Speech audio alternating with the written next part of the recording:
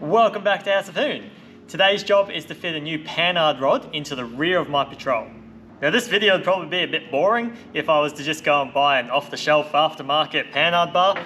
Oh, wait, I did. Yes, I actually did. That wasn't a joke, but let me explain. Let's start with why do I have two bars here? Alright, so this one here, that is for the front of the patrol, so that's a front Panhard rod. And this is actually a Chromoly Panhard, which I bought off the shelf. And this is the new Panhard rod that's going in the rear of the patrol, which I'm swapping over today. Now the difference between these two rods, other than one's in the front, one's in the rear, is, like I said, this one here is a Chromoly one, and this one right here is Aluminium, or Aluminum, or Aluminium, however you want to pronounce it. Now, if you haven't actually heard of aluminium Panhard rods or tie rods or lower control arms or anything like that, then I don't blame you, because they really are not very common amongst the general four-wheel drive community. Some of you are probably thinking right now, aluminium Panhard? You can't be serious. You know, aluminium's fine for a canopy, a tray, you know, a dog box, whatever. But for a Panhard rod? Yeah, I am serious. So, this is not normal aluminium. This is actually a grade that they call 7075 grade aluminium. Now I'm no metallurgist or anything like that, but as far as what I know, this is heat treated and had some other special things done to it to make it very strong and also very light. So what's so good about this aluminium? Well, I'll read you this little snippet from the internet because there's no way I'd be able to remember all of this in my head. So 7075 aluminium is used in rock crawlers, Ultra 4, rock bouncers, and heaps of other motorsports. It's used for its strength and resistance to bending, whilst remaining very lightweight. 7075 has a memory characteristic, meaning it will flex and return to straight in extreme conditions whilst retaining its strength. Well, there you have it. We can all go home now that we know what this aluminium is. No. I must prove that this is superior.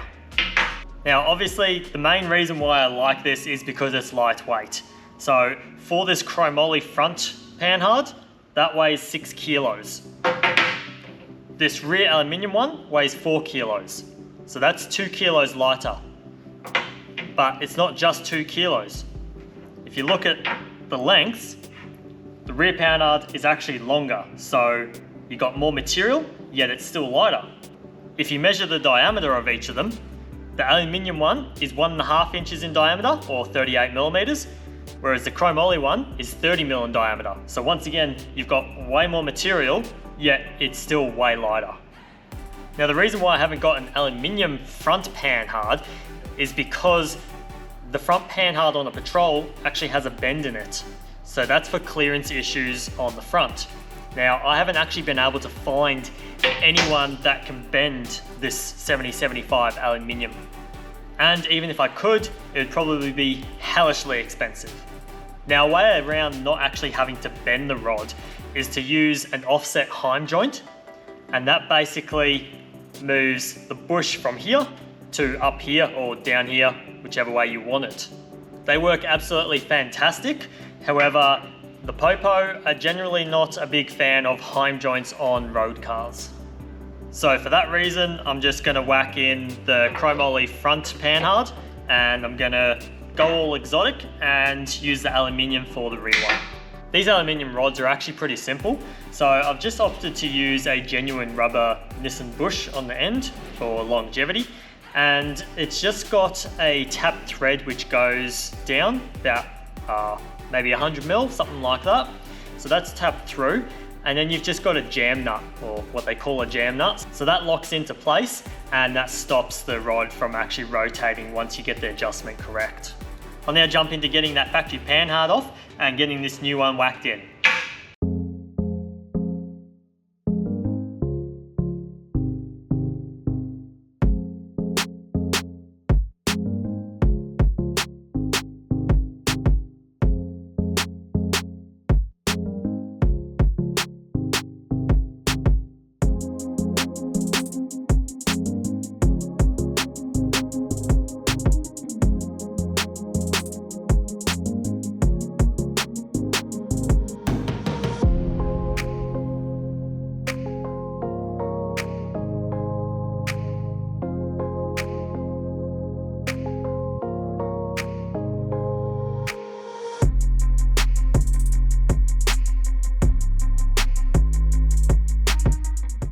Now that I've got the factory Panhard rod out, now I can adjust the new one to what length that I need.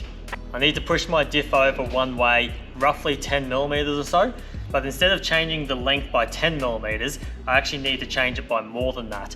And that's because the Panhard actually doesn't sit flat, it sits on an angle. So you need to have the measurement actually longer than what you actually need. Now there is some math formula on how to work that out, but I'm just taking a punt.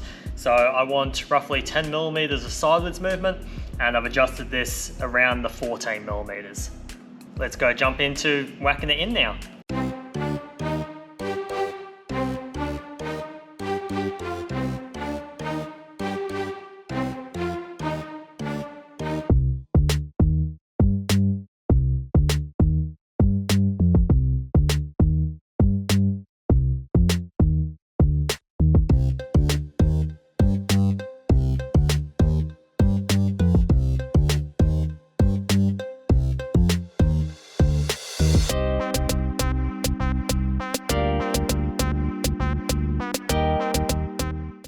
Well, that was pretty straightforward, except for one little issue.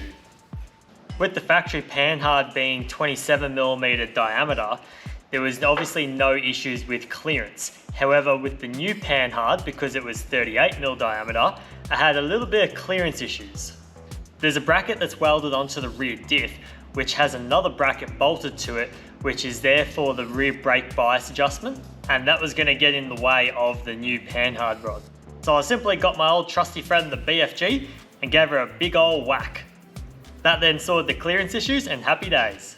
Now I guess it's time that we touch on the downside of these aluminium rods. The first downside is the availability. So this material at the moment in Australia at least, it's quite hard to get. So it is a bit hard to find people that can get their hands on the material to then machine it and all that. So the second downside, and the main downside, is the cost.